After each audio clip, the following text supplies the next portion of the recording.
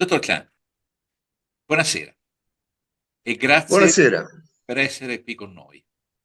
Noi siamo tutti quelli li vede, quelli dietro, c'è un po' di gente, non saprei definire se la gente è quella in piedi o quella sdraiata, però forse oggi come oggi quella sdraiata, ma vabbè, di questo parleremo dopo. Intanto, per chi, quei pochissimi, tre o quattro che non le conoscono, vorrei dire che il professor Clanti, che è qui davanti a noi, ha un excursus straordinario, anche perché è veramente una mente tremendamente versatile.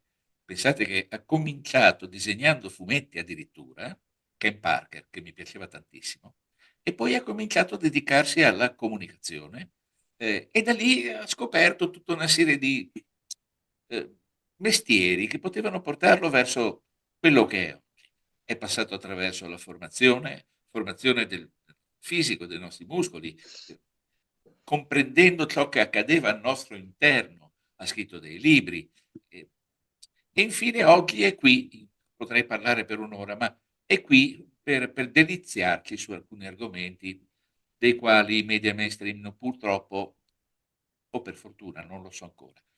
Per fortuna per me, perché sennò io non avrei un lavoro. I media mainstream non parlano. Dottor Santi, io, se non me lo consente, le rivolgo già la prima domanda. Prego, prego. Bene, allora, qui dietro ci sono dei mandriani. Mi dice per favore qual è l'origine e l'evoluzione dei mandriani? Cioè, chi sono in realtà? Dove nascono? E come prendono? Eh, In sintesi si tratta di una linea di sangue, viene definito scientificamente un cluster genetico, dalle origini addirittura preistoriche. Si è fatta molta confusione su questa linea di sangue perché avevamo delle tracce storiche, delle tracce antropologiche, ma mancava ancora dei dettagli che sono quelli che ci ha dato il DNA di questi signori e più esattamente il DNA mitocondriale. Lei sa che il DNA mitocondriale viene trasmesso esclusivamente dalla madre, non si mescola con quello paterno, per cui in questo modo su tutti i viventi, non solo sugli esseri umani, si riesce a risalire all'origine quantomeno della specie, se non della razza. Razza è una parola che non si dovrebbe usare, del genere, diciamo, del genere. Allora, questa linea di sangue abbiamo scoperto di recente, io questi studi scientifici li ho pubblicati nell'ultimo libro, Ade, la sinagoga di Satana, ha origine in area mediterranea circa 20.000 anni fa da 4 femmine principali fondatrici della linea.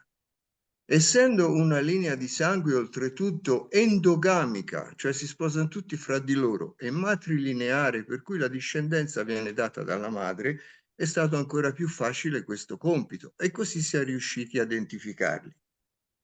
L'origine è nell'area mediterranea, probabilmente in Francia o in Italia, quindi non vengono dalla Mesopotamia, quindi non sono semiti, quindi non sono ebrei.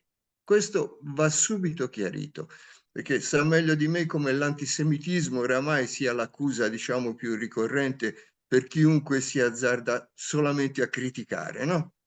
Quindi non si parla di ebrei, si parla di una linea di sangue che origina nel Mediterraneo. Tant'è vero che l'Apostolo Giovanni, nelle lettere dell'Apocalisse, li nomina e li nomina come falsi ebrei.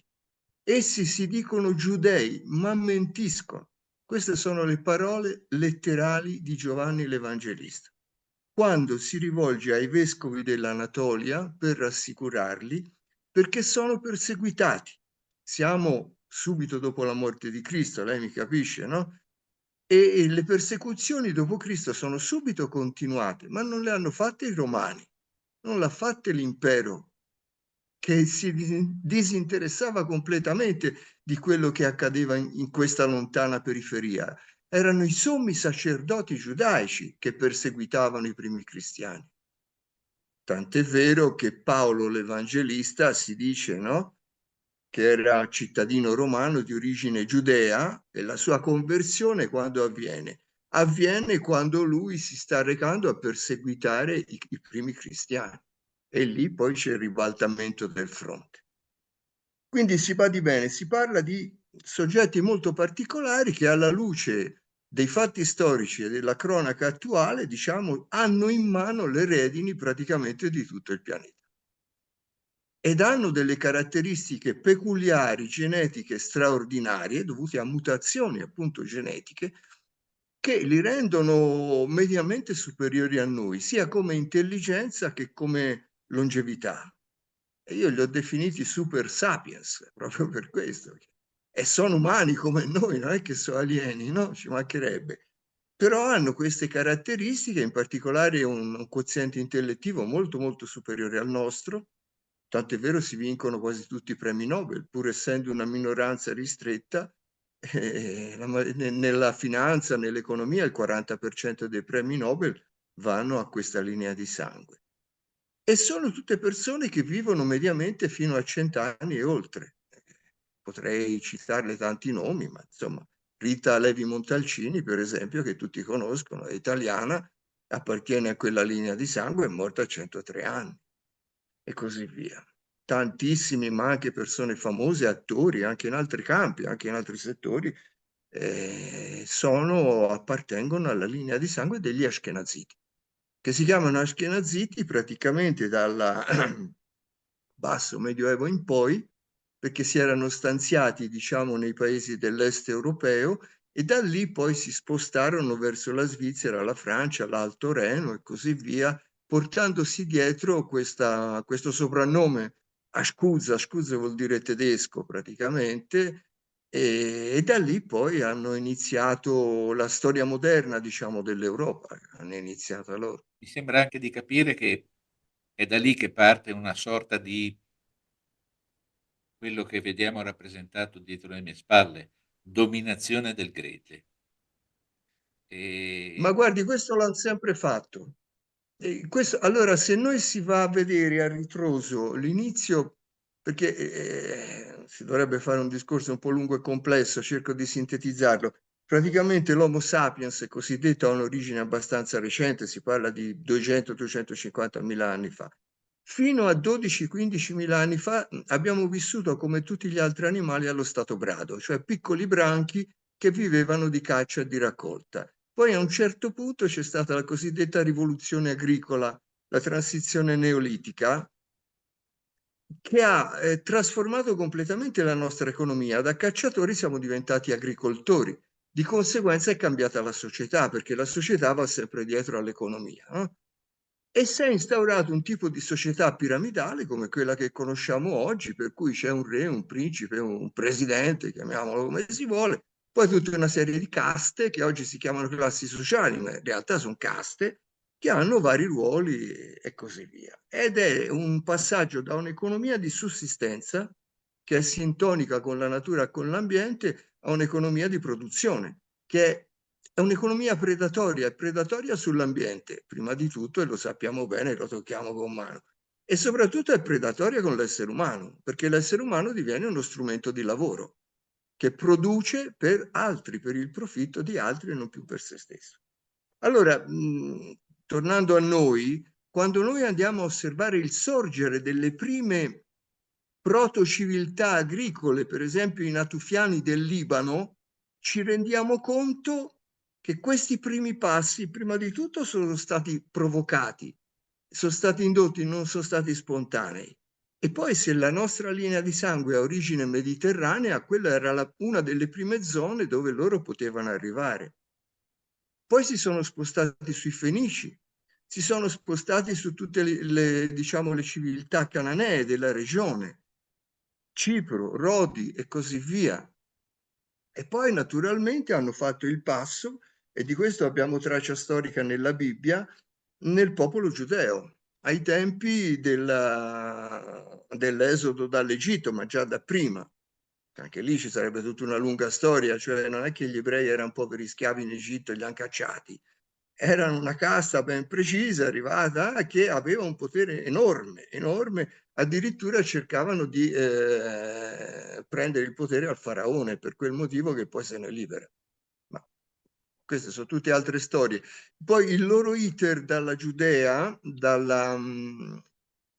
loro praticamente diventano una casta sacerdotale dei giudei, già dai tempi di Mosè, e li ritroviamo 1000 anni dopo col grande sacerdote, col sommo sacerdote Saduc, da cui verrà la casta dei sacerdoti sadducei, che rimarranno padroni incontestati della Palestina fino all'avvento dei Romani, fino alla seconda distruzione del Tempio di Gerusalemme. A quel punto, grazie agli uffici di uno di loro che si chiamava Giuseppe Di Mattia, detto Giuseppe Flavio, una parte di questi sommi sacerdoti se ne vanno nell'impero romano con il denaro, con le ricchezze del Tempio, si comprano la cittadinanza romana e da lì inizia la storia più recente. Si sposteranno a Costantinopoli quando l'impero romano d'Occidente andrà in decadenza. Da Costantinopoli poi saranno chiamati nella Khazarìa, quella regione fra il Mar Caspio e il Mar Nero, per motivi geopolitici, perché il Khan di questo Khanato, il re di questo Khanato, pressato da nord dai cristiani e pressato dal sud dai musulmani, cercava una sua neutralità. Dice, allora io faccio convertire tutta la popolazione all'ebraismo, apro delle sinagoghe e si diventa uno stato giudaico per cui saremo, e infatti per 200-300 anni rimangono praticamente tranquilli. Poi ci sarà l'invasione dei russi da est, viene spazzato via il Khanato e questi signori si sposteranno nella Russia, nella Polonia, nell'est dell'Europa per riprendere il momento che le accennavo prima, per riprendere il filo che le dicevo prima. Ma loro hanno sempre seguito tutte le grandi civiltà fino ad adesso e adesso sono gravemente in crisi perché l'ultimo loro impero, che è quello anglo-americano, mostra tutti i segni del declino e siamo prossimi al crollo e obiettivamente hanno perso quella supremazia sul pianeta che loro fino a qualche anno fa pensavano ancora di avere. E tutte le guerre che stanno succedendo, insomma, un po' ne sono la manifestazione di questa crisi. Le armi di questa linea di sangue sono sempre state la loro straordinaria intelligenza e in modo particolare il controllo del debito e del denaro e l'usura. Su quello hanno vissuto. Su quello hanno vissuto sempre e chiaramente poi nella storia più recente, prestando denaro a re, imperatori che ne avevano necessità per le loro guerre, hanno preso praticamente in mano il potere. E, e si arriva in questo modo ai giorni nostri, ai tempi nostri. Ma l'obiettivo loro è scritto in un libro perché poi queste cose vengono dichiarate, non è che sono complottismi nascosti, chissà cosa, no? C'è un libro di Jacques Attali. Jacques Attali è un finanziere francese, oramai molto anziano, e lui è sefardita in realtà, non è ashkenazita, che è il creatore del partito En Marche ed è il tutor di Macron, tanto per capirsi, dell'attuale presidente francese, che lo dice esplicitamente, dice noi dove abbiamo visto una possibilità di sviluppo di potenza, di ricchezza, di prestigio e di cultura, ci siamo sempre andati. E quindi si spostano.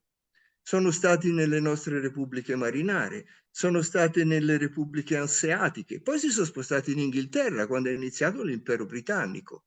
Quando l'impero britannico ha cominciato a vacillare, si sono spostati negli Stati Uniti. E così via nella storia che ormai tutti si conosce bene, però ci sono sempre loro dietro queste cose, ma non solo a livello economico, finanziario, ma anche culturale, anche a livello sociale. Cioè indirizzano la madre anche dal punto di vista proprio dei comportamenti. E oggi lo tocchiamo con mano quando noi facevamo quella considerazione sulla capacità d'attenzione delle persone. Praticamente si è distrutta la consapevolezza del genere umano e lo sarà sempre di più. Quindi la situazione è questa, io non voglio farla troppo lunga, mi fermo qua. Guardi, ci sono a volte delle interviste che mi danno l'opportunità di incontrare delle persone con le quali passerei un tempo infinito. Purtroppo devo comprimermi all'interno dei 20 minuti, e questo è veramente, oggi in modo particolare qui con lei, è qualcosa che mi addolora. Perché? Perché mi rendo conto di avere un interlocutore che mi sta seducendo col suo racconto. Anche perché in questi anni ho visto tante dita puntate verso una famiglia, prevalentemente Rockefeller, ma qui andiamo oltre, andiamo molto più indietro e cominciamo a capire da dove arriva questa roba qua. Io avrei avuto 100 domande da farle, ma il tempo stringe. E allora abbiamo accennato alle guerre, abbiamo parlato della Palestina, ecco, io vorrei un suo parere su quale potrebbe essere un epilogo delle due guerre così definite per procura. Vengono utilizzate per determinati scopi da persone che però non sono presenti all'interno, cioè, vabbè, ma di questo parleremo eventualmente in un altro momento. Guerra di procura, Ucraina e Palestina. Secondo lei, quale potrebbe essere l'epilogo, se ce ne sarà uno? Io, hai capito, qui esprimo solo la mia opinione, non... Eh, Quando è finito l'ordine bipolare nel mondo con la caduta dell'impero sovietico nel 91-92, l'impero anglo-americano ha lanciato la parola d'ordine nuovo ordine mondiale. Noi siamo il nuovo ordine mondiale, la globalizzazione e così via. E per un decennio almeno si sono convinti di essere i padroni del pianeta.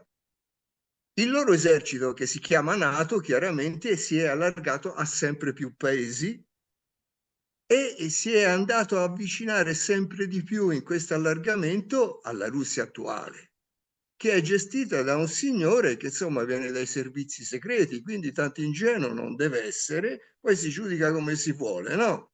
Ma si è reso benissimo conto delle manovre. Come ebbe a dire Papa Francesco l'anno scorso, dice, gli sono andato ad abbaiare davanti alla porta di casa, questo che doveva fare? E adesso con la Finlandia, è cronaca di queste ore, si sa bene a che punto siamo arrivati. Però al di là di questo, loro non si sono forse pienamente resi conto che questo ordine che avevano instaurato non esiste più e siamo in un ordine multipolare in cui c'è una serie di imperi, di potenze del passato, tutte dotate di armi atomiche, che si stanno riaffacciando alla ribalta e che vogliono partecipare al banchetto. Guardi, io non sono cinico, sono una persona di grossi sentimenti, però bisogna rendersi conto della realtà delle cose. Su questo minuscolo pianeta, che è un granello di sabbia nell'universo, ci sono 8 miliardi di esseri umani, che è un numero completamente al di fuori di qualunque ordine naturale. Cioè miliardi sono le formiche, ma le formiche sono 1 centimetro e pesano 1 grammo. Noi consumiamo e sporchiamo in proporzione alla nostra stazza biologica. Questo è fuori discussione. La capacità di sostentare 8 miliardi di persone sta avvenendo meno. I suoli coltivabili oramai sono esauriti, la gente se lo deve mettere in testa. Quello che rimane sono un 30% di foreste, distruggiamo anche quelle, e un 30-40% di deserti o di situazioni geografiche in cui non si riesce a coltivare. Sopra i 1.000 metri il grano non si coltiva purtroppo, bisogna rimanere in quella fascia più bassa. Quindi il problema deve essere quello del cibo nel mondo e le guerre si fanno essenzialmente per il cibo, per le risorse. Poi si possono mascherare di tanti belli ideali, di tante altre motivazioni. La Russia perché è andata e si è impelagata in questa guerra con l'Ucraina?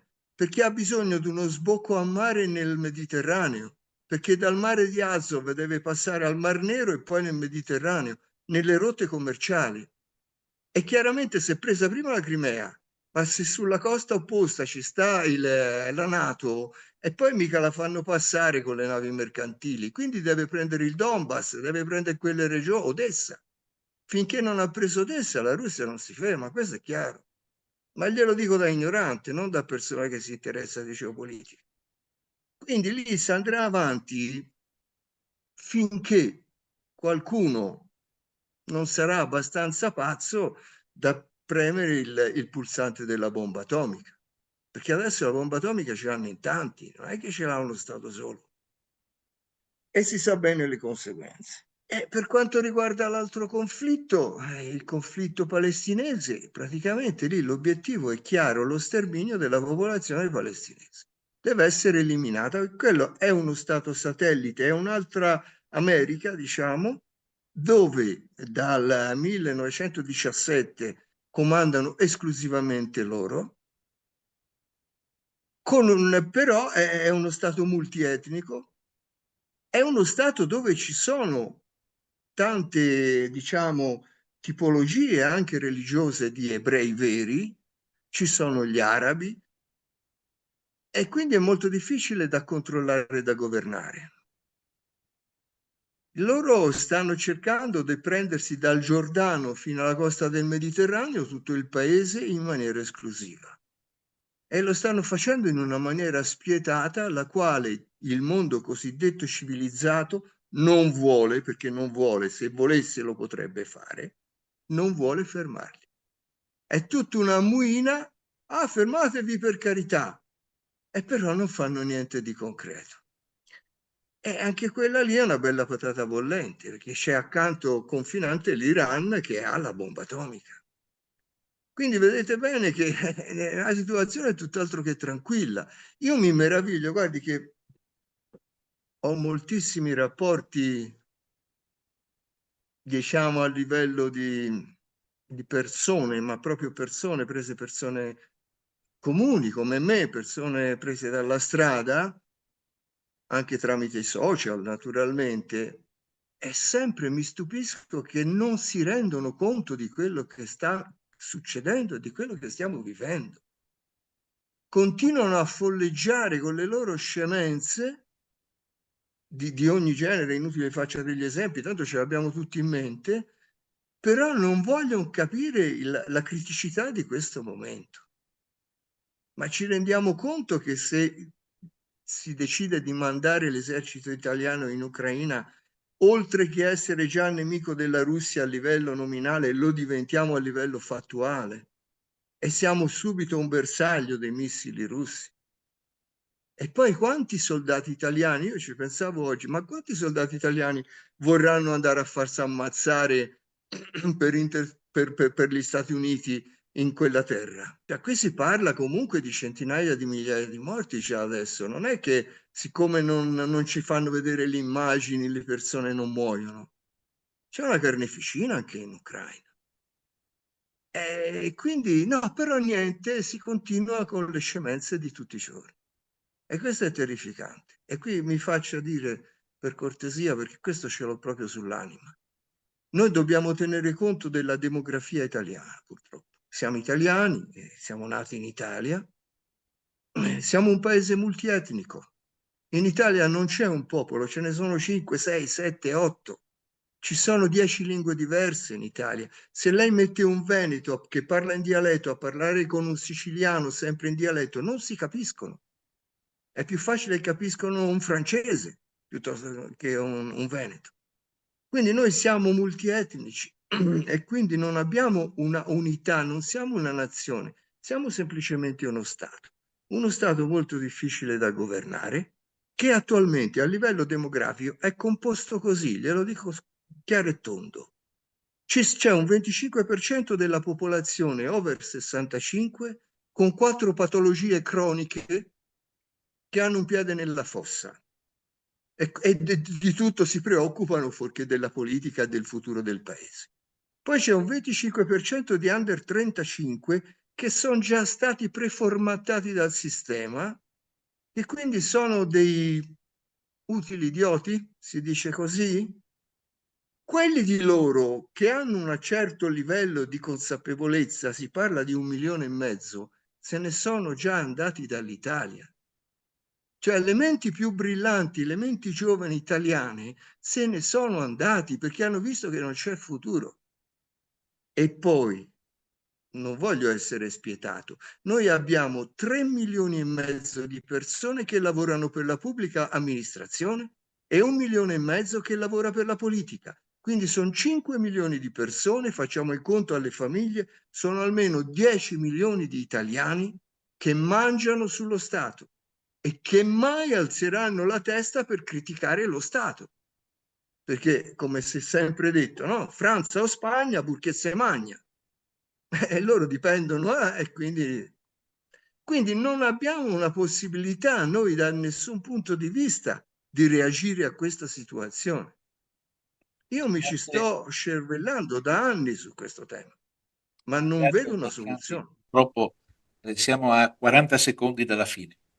E io la ringrazio innanzitutto di questo bellissimo intervento. Vorrei salutarla con un arrivederci. A una prossima puntata, se le farà piacere, perché lei ha tante cose da dire e io ho tanta voglia di ascoltarla. Per ora io le dico grazie infinite e complimenti. Buona La serata, ringrazio dottor Canti. anch'io. Sono sempre disponibile quando vuole. Grazie infinite. Arrivederla.